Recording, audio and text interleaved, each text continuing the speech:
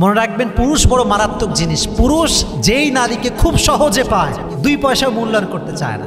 আজকে আমার লেকচারটা অনেক দামি বন্ধুদের জন্য, যেটা আমি কখনো দেই নাই এর আগে। This is my first time যে আমি এত গুরুত্বপূর্ণ কথা বলছি। অনেক দামি কথা আজকে আমি বলার ট্রাই করছি। আমি আমার বন্ধুকে বলছি, আমার বোন, সম্মানিত বোন, যদি আপনি আপনার সম্মানকে রক্ষা করতে চান, অল্পতে পটে যাওয়া যাবে না। অনেক মেয়ে দেখবেন অল্পতেই পটে যায়। একটা ছেলে খুবই স্মার্ট, দেখতে সুন্দর, একটু ইংলিশ বলে, বাহ ইয়ার মেয়ে শাদি করনা চাহতাম, হয়ে গেল, পটে গেল। এটা কেমন কথা? না প্রিয় বোন, মনে রাখবেন, পুরুষ বড় মারাত্মক জিনিস। পুরুষ যেই নারীকে খুব সহজে পায়, 2 পয়সা মূল্যায়ন করতে চায় না। আর পৃথিবীর নিয়মটাই হচ্ছে এইটা, মানুষ যেটা যত সহজে পেয়ে যায়, মানুষ এটাকে তত বেশি সস্তা মনে করে। এই জন্য আমার বন্ধুদেরকে আমি হাম্বল রিকোয়েস্ট করছি, সহজে পটে যাবেন না, স্ট্রং পার্সোনালিটি মেনটেন করবেন। যেই ছেলে আপনাকে প্রপোজ দিচ্ছেন, you have to justify him first whether he is perfect or not. Justify করবেন। খালি সুন্দর চেহারা, একটা R15 আছে আর একটা আইফোন আছে আর পড়ে গেলেন, তা হবে না।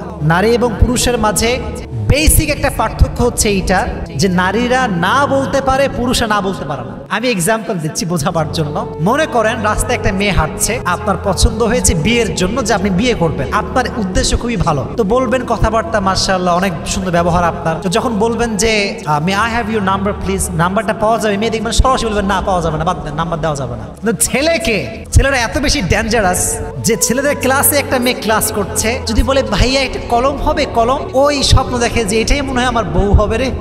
এত ওভার থিঙ্কিং আমরা ছেলেরা করি। তো এটা হচ্ছে নারী এবং পুরুষের মাঝে একটা পার্থক্য, যে নারীরা না বলতে পারে, পুরুষরা না বলতে পারে না। এর জন্য মেয়েদেরকে বলছি, বোনেরা, যে স্ট্রং পার্সোনালিটি মেনটেন করতে চান, সহজে পটে যাওয়া যাবে না। আল্লাহ বন্ধুদেরকে বোঝার তৌফিক দান করুক। আমিন। নাম্বার 1। নাম্বার 2টা হচ্ছে, কোনো নারী যদি তার সম্মানকে রক্ষা করতে চায়, এমন কোন ছেলের পাল্লায় পড়া যাবে না যেই ছেলে নারীকে পছন্দ করে না, তার শরীরকে পছন্দ করে, তাকে বিয়ে করতে চায় না, তাকে ভক্ষণ করতে চায়। এমন নারী যদি কোনো পুরুষের পাল্লায় পড়ে, তার জীবন শেষ। তার ব্যক্তিত্ব নষ্ট হবে, সামাজিক সম্মান নষ্ট হবে, তার সতীত্ব বা ভার্জিনিটি নষ্ট হবে। কথা ঠিক আছে না যুবক ভাইরা, বলো? এটা খুবই দামি জিনিস। আমি বন্ধুকে বলবো, বোন, দয়া করে মেহেরবানি করে, যেই ছেলে আপনার দেহর প্রতি আসক্ত, সে আপনাকে ভক্ষণ করবে, কিন্তু যখন আপনার তাকে সবচাইতে বেশি দরকার, সে আপনার হাত ছেড়ে দিবে। এসব বন্ধুদেরকে আমি হাম্বল রিকোয়েস্ট করছি, জীবন সঙ্গী চুজ করার ক্ষেত্রে ভেরি অ্যালার্ট, ভেরি কেয়ারফুল।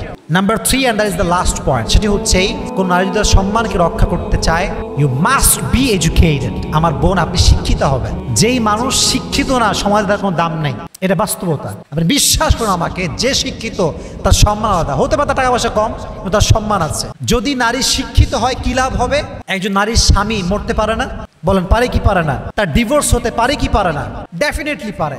যদি সে শিক্ষিত হয়, তার সন্তান আছে, সে তার হাল নিজ ধরতে পারবে, সে কিছু করে খেতে পারবে, সে ফ্রিল্যান্সিং করতে পারবে, সে ডাক্তারি করতে পারে, সে যে কোনো সেবায় নিয়োজিত হতে পারে, সেটা স্কুলের টিচার হতে পারে, কলেজের টিচার হতে পারে, সে তার যত্ন নিজে করতে পারবে, তার কারো কাছে হাত পাততে হবে না, কারো পা ধরতে হবে না। নারীর জন্য শিক্ষিত হওয়া অনেক বড় দামি একটা জিনিস। খাদিজা রাদিয়াল্লাহু তাআলা আনহা তার সময়ে সবচাইতে বড় শিক্ষিত নারী ছিলেন। সুবহানাল্লাহ পড়ে।